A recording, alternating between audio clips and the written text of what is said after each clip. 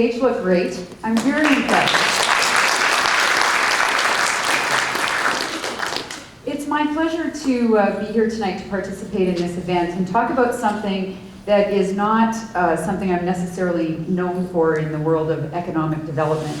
My topic tonight's about mindfulness, and it's quite a hot thing right now. If you're sitting with business people, if you're sitting with executives, every once in a while you'll hear it come into the conversation. Somebody will say, you need to be mindful about that. But I don't think that in the main context people have been very aware of what that really means. So when Paul came and asked me about this topic and the idea of if money was no object, I think he thought I'd be talking about the economy. And I said, actually, I'd rather talk about mindfulness in this, because that idea of if money was no object brings to mind when you get together with your friends, or I'm sure you've done it with your spouse or others, and said, so what would you do if you won the $50 million lottery? And everybody starts saying, like Darren, place in Maui, Lexus in the driveway, a home in Europe, and so on and so forth. And it's a great, fun thing to kind of explore that idea of what the future could hold if money was no object. But there's an inherent tension that is underlying that conversation. And that tension is based on an unspoken construct. A construct of, in the future, I could be happy. Happiness resides somewhere in the future. And in our North American society in particular, we've become very enamored with our minds. And our minds have some habits, and it doesn't matter who you are. I think every one of the people in this room will probably identify with these ideas. So all of our content is different. We all grew up in different homes, we have different backgrounds, we have different interests. So the content of our minds might be different. But the habits that we express it with are the same. So many of us every night wake up at 3 o'clock in the morning and our minds are doing what? Either racing into the future, worried about something that's going to happen tomorrow, or planning something that needs to be done, or we're getting sucked back into the past. Our minds are obsessed with something that happened yesterday and you wish it wouldn't have been that way, and boy, I wish I could correct that, and why'd I have that conversation? One way or the other, the future and the past. I'm a bit of a science fiction geek and love Star Wars, Matrix, all that stuff. There's a movie that keeps replaying on, I think it might be one of the US networks. It's called The Chronicles of Riddick. Every time it comes on, my husband knows I'm going to be watching it. But in The Chronicles of Riddick, there's the evil overlord. You gotta love him. He has this effect that they make in the movie where when he wants to move himself physically from here to there, he can kind of project an image of himself outward, get a little bit of momentum, and then his physical body will catch up with it. And when you watch the show, there's like this straining when this shadow version of himself starts to try to move, this straining that's coming out. And I think that that's what it is physically like for us when we are sucking ourselves into the future with our minds, or when we're letting it pull us backwards because our mind is so fascinated by the future or enamored with the past. And I always think when I'm watching that it is that kind of tension. You know, I get teased because I walk like my mother when I'm in a hurry. And my mom used to walk like this, right? She's always leaning forward. And I can feel myself doing it. My mom's name was Ida, and my husband will say, hi, Ida, when I show up that way. And I know that part of that happens to me whenever my mind is more enamored with the future than where I am right now. So the future and the past, our minds love those two aspects.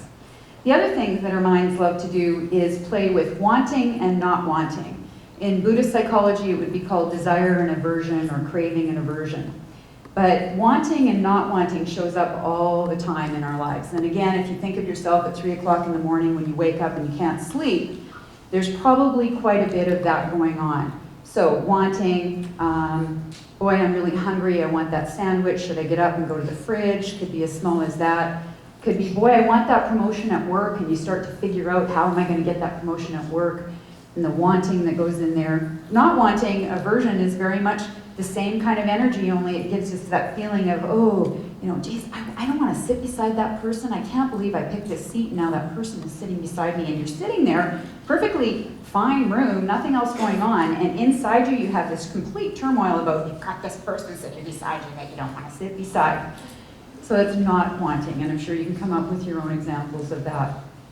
So I think that pattern, those are two simple patterns that our minds tend to get stuck into. And when we follow them, when we go into the future or go into the past, get stuck in wanting or stuck in not wanting, we're perpetually off balance.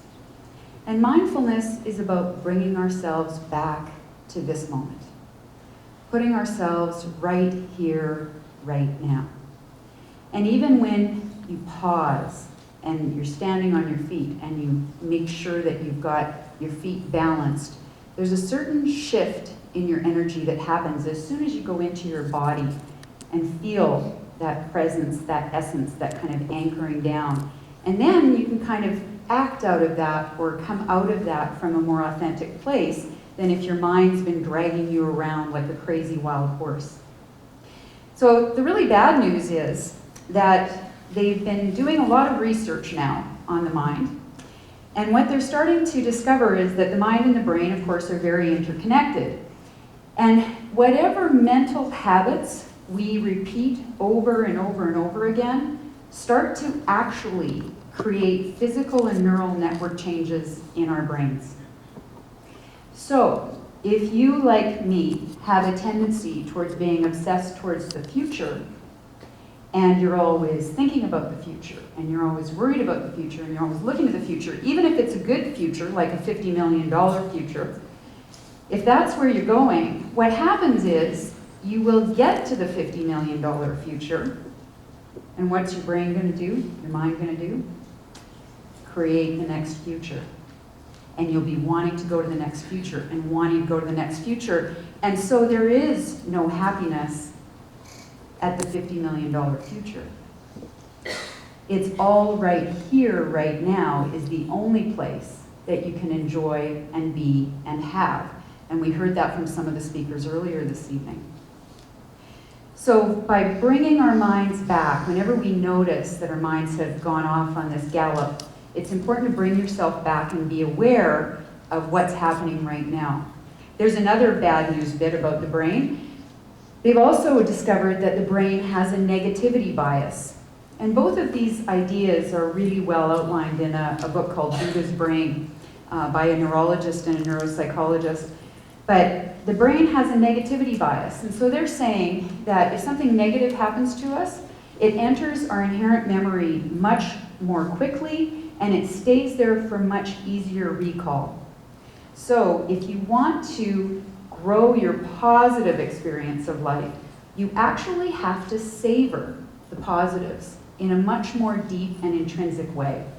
So when something good happens to you, you need to stop, be present for it, sit and dwell on it, and let it soak in.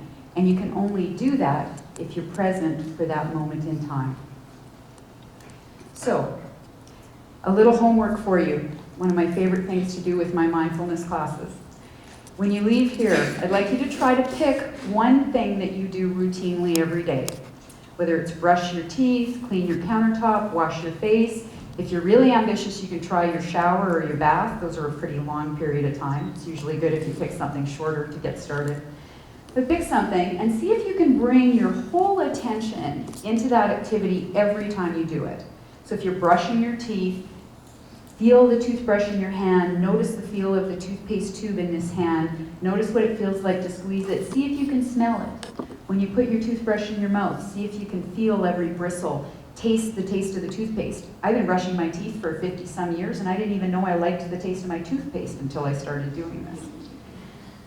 See if you can bring that, because that's that little practice. It's the practice of interrupting the constant stream of thought. So many people say that in their shower is when they have their best ideas. Well, actually, you don't know the difference because you didn't wait until you got out of the shower to see if you could have that same good idea. You're in the shower, your head's running away with you, and you think that that's productive, but what are you missing? You're missing the wonderful heat of the water, the lovely scents of the products that you use, the opportunity to just savor that feeling in your body as you relax and enjoy the heat and the warmth in that special time. So, I hope that you can take this away as something to maybe just every day take a conscious breath, maybe use your teeth brushing exercise or whatever else catches your attention, and really notice it, feel it in your body, and enjoy the time and the moments that you have every day. And as you do that, more and more you'll get to be like Darren and Samantha, where what you savor is this moment in time, and you won't be so caught up in what would happen if money were no object. Thank you.